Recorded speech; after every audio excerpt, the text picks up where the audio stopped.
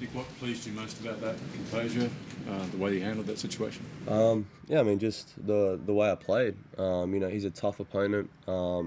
He's beaten pretty much all the top guys in the world, and I knew it was going to be an incredibly tough match. I was very nervous going out there today. But yeah, I mean, obviously 5-2 down in the fourth set break, I was kind of getting ready for a fifth set mentally. I somehow just hung in and got a couple looks, and then yeah, I mean, it was surreal out there today, that win. In such a tight match to play 3 tiebreakers and win them like you did must give you a lot of pleasure. Yeah, I knew my best chance was probably to get it in a couple breakers. He served extremely well, I thought, throughout the whole match. I didn't really get a look at many second serves at all. So, yeah, I mean, it was fun. It was a fun match.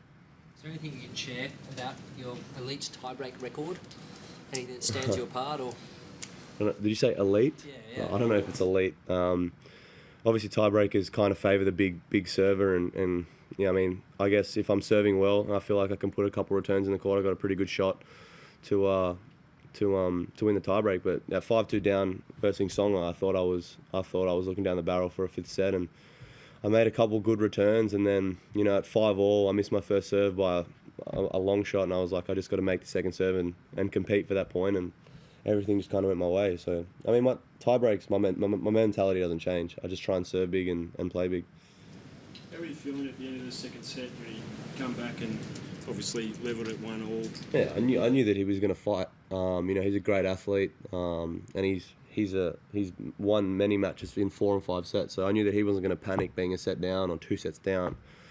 So yeah, I mean, obviously I hit a bit of a flat patch in the second set. I got broken, played a very bad game, and then I kind of just, obviously the adrenaline kicked in. I thought the level in the 3rd and 4th sets was really high, and yeah, I mean, I responded well. How much did it take out of you physically? I feel good now. I did an ice bath. I don't usually do that. And then I had a stretch, and I feel good. Nick, how early in the match did you sense that his knee was giving him a bit of trouble? I didn't even notice it. I was too locked. I was too focused on what I had to do.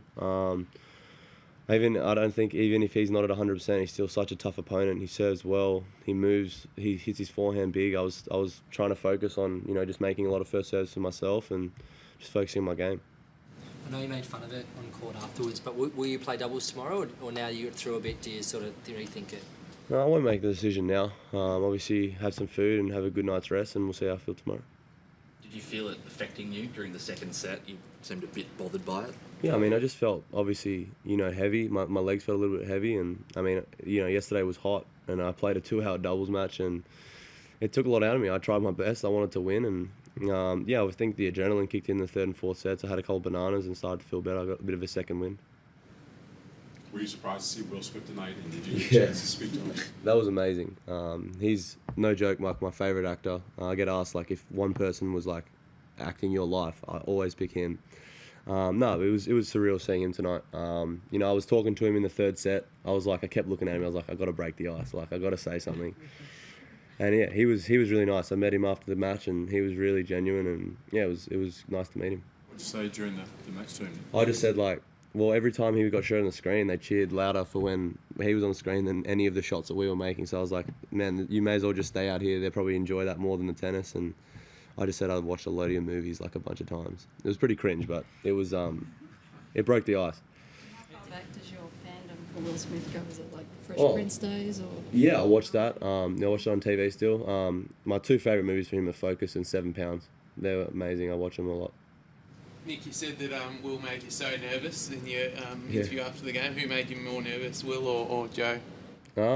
Honestly, I shook hands with Joe at the net, and he was great match, and I was just kind of staring at him. I didn't really say anything, and then he kind of just smiled, and then he just kind of embraced me. But I was nervous for both, honestly. I was nervous for both of them. Nick, at the moment, you're doing a lot right on and off the court. Public perception seems to be changing. One, does public perception worry you, and can you feel that change in public perception?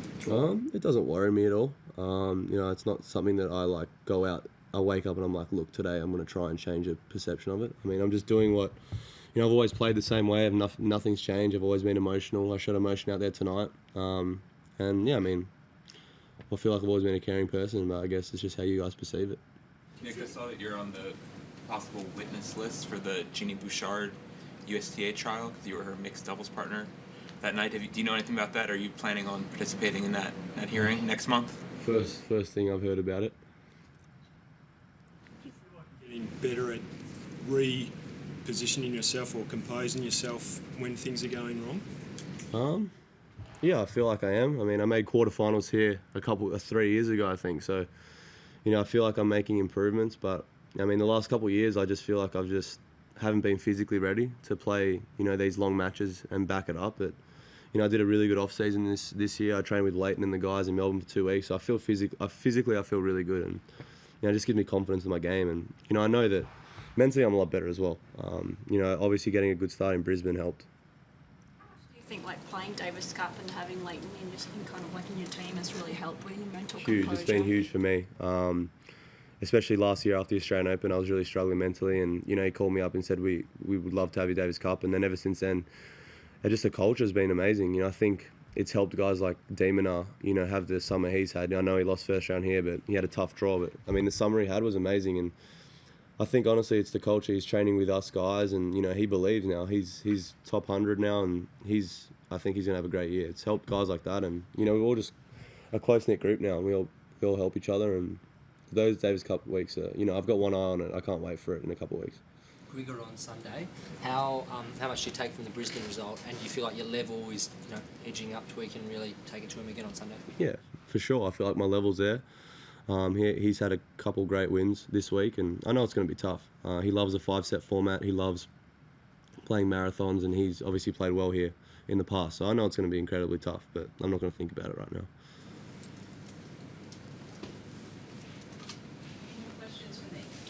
Nick, Federer a while ago, last week, he talked about the power of the microphone and players should be more open and not so robotic. What do you think about that? Is it two ways that maybe as journalists we sometimes need to ask better questions, or?